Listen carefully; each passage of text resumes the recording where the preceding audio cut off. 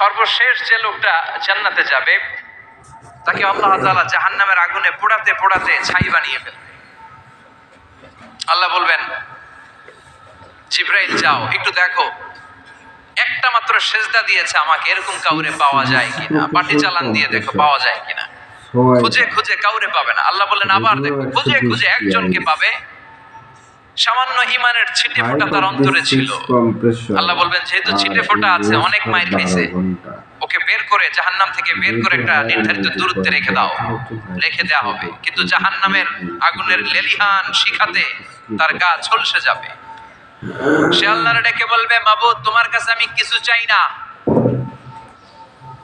জাহান্নাম থেকে তুমি আমাকে বের করেছো, জীবন নদীর পানি তুমি আমার গায়ের মধ্যে ঢেলে দিয়েছো, আমি আবার সজীবতা ফিরে পেয়েছি, আমি তোমার কাছে জান্নাত চাই না, শুধু নিরাপদ একটা দূরত্বে আমাকে রেখে আসো যাতে জাহান্নামের আগুন আমারে কষ্ট দিতে না পারে।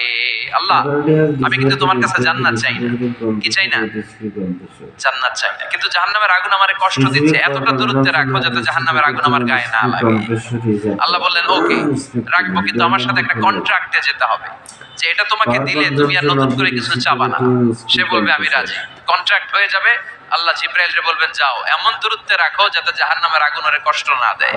রেখে আসা হবে, অনেক দিন সে ওখানে আনন্দে থাকবে, আল্লাহ শুকরিয়া করবে, সে মনে মনে বলবে বেঁচে গিয়েছি, আমি বেঁচে গিয়েছি, জীবনে আর কিছু চাই না, জাহান্নাম থেকে আমি বেঁচে গিয়েছি। অনেকদিন থাকার পরে মনে মনে ভাববে পয়সা তো গেছি, কিন্তু নতুন করে একটু ট্রাই করে দেখি জাহান্নামের সৌন্দর্যের দৃশ্য একটু চোখ দিয়ে অবলোকন করা যায় কিনা। সে আল্লাহর ডেকে বলবে আল্লাহ ইনদি সুআল, আমার একটা ফরিয়াদ আছে। কি ফরিয়াদ? আল্লাহ আগেই বলে রাখি আমি কিন্তু জান্নাতে যেতে চাই না। আল্লাহ বলবেন কি চাও?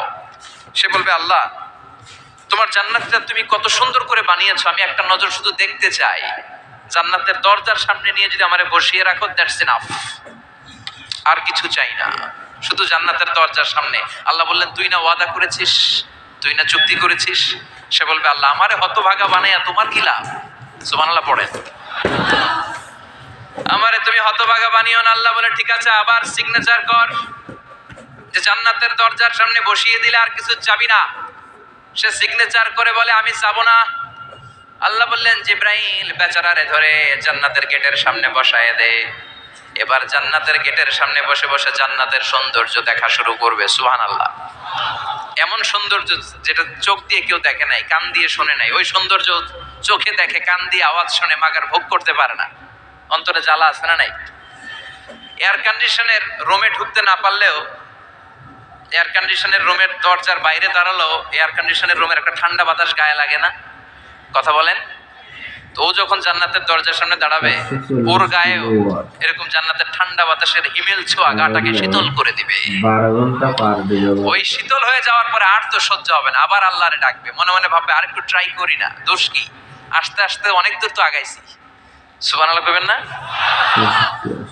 এবার আল্লাহরে বলবে আল্লাহ ইনদি সুআল, আল্লাহ তুমি যদি কোনো বিষয়ে নতুন করে ডিসিশন নাও, তোমারে জিজ্ঞেস করার মতো কি কেউ আছে? আল্লাহ বলে না, আমি তো সব রাজার বড় রাজা, মহারাজা, আমার উপরে তো কারো কথা চলে না।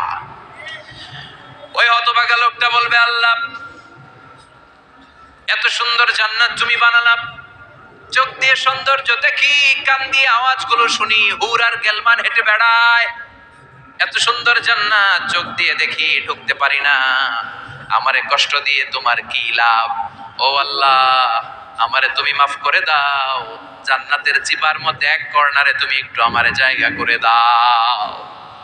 আল্লাহ বলবেন ওয়াই হাক ইবনা আদম, তোর ধ্বংস হোক হে আদম জাত, মা আগদারাকা, তোর চেয়ে বড় গাদ্দার আমি আমার সৃষ্টিকুলে কাউরে দেখি নাই, কারণ তুই আমার সাথে চুক্তি করিস আর চুক্তি ভঙ্গ করিস। আল্লাহর রহমতের দরিয়ায় তখন জোশ খেলে যাবে, ওর আকুতি মিনতি চাহনি আল্লাহর রহমতের দরিয়ার মধ্যে জোশ লাগিয়ে দিবে। আল্লাহর দয়া হয়ে যাবে, মায়া হয়ে যাবে। আল্লাহ বলবেন ঠিক আছে জান্নাতে যা। লোকটা এবার এক দৌড়ে জান্নাতের ভিতরে ঢুকে যাবে। লোকটার দৌড় দেখে আবার লোকটারে আল্লাহ ডেকে বলবে একটু দাঁড়া, একটু দাঁড়া, জান্নাত তো দিছি, তো দৌড় দিলি কেন? সুবহানাল্লাহ কইবেন না?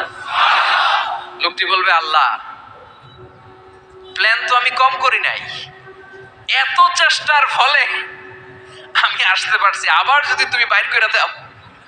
এই জন্য এক দৌড়ে এমন চিপার মধ্যে লুকামো যাতে তুমি আমার না দেখো। আবার আল্লাহর রহমতের দরিয়ায় জোশ খেলে যাবে, আল্লাহ কাছে ডাকবে, কাছে আয়। ও গোলাম, তোর কি মনে চায় আমারে বল, আজকে তুই চাইতে থাক, আমি দিতে দিতে তোর মনের সব আশা পূরণ করে দেব। লোকটা খুশি হয়ে বলবে, আল্লাহ আমারে এটা দাও, বাড়ি দাও, গাড়ি দাও, নারী দাও, এটা দাও, ওটা দাও, একের পর এক চাইতে থাকবে, আল্লাহ সব তারে দিতে থাকবে। চাইতে চাইতে লোকটার সব চাওয়া যখন শেষ, সে বলবে, আল্লাহ আর আমার চাওয়ার কিছু নাই। আল্লাহ বলেন, নো, এত তাড়াতাড়ি যে তুমি খেলা শেষ করতে পারবা না মনু। আমার সাথে তোমার এই খেলা আরো লম্বা সময় চলতে হবে, তোমার অনেক কিছু চাইতে হবে। তুই আজকে চাইতে চাইতে তোর সব চাও আমার কাছে বলবি, আর আমি দিতে দিতে তোর জীবন ধন্য করে দেব। সে আবার চাইতে শুরু করবে, আল্লাহ এটা দাও, ওটা দাও, ওটা দাও। আল্লাহ দিতে দিতে সব দিবে। এরপরে বলবে, আল্লাহ মাফও চাই, দোয়াও চাই, আর চাওয়ার কিছু নাই। আল্লাহ বলবেন, তাই ঠিক আছে, তোরে আমি জান্নাতে ঢুকাই দিলাম, তবে মনে রাখিস তোর জান্নাতটা হবে সবচেয়ে ছোট জান্নাত, আর তোর জান্নাতটা হবে এই পৃথিবীর 10 গুণ। চিল্লা এখন সুবহানাল্লাহ। বুখারীর বর্ণনা, আখিরু মান দাখালাল জান্নাহ, যে লোকটা সর্বশেষ অনেক মাইর খাইয়া রিমান্ডে থাকার পরে জান্নাতে ঢুকবে, তার জান্নাতটা যদি পৃথিবীর 10 গুণ হয়, তাহলে আমাদের সবাইরে ফেরদাউসে ঢুকাতে আল্লাহর কোনো সমস্যা আছে? চিল্লায় বলেন, সমস্যা আছে?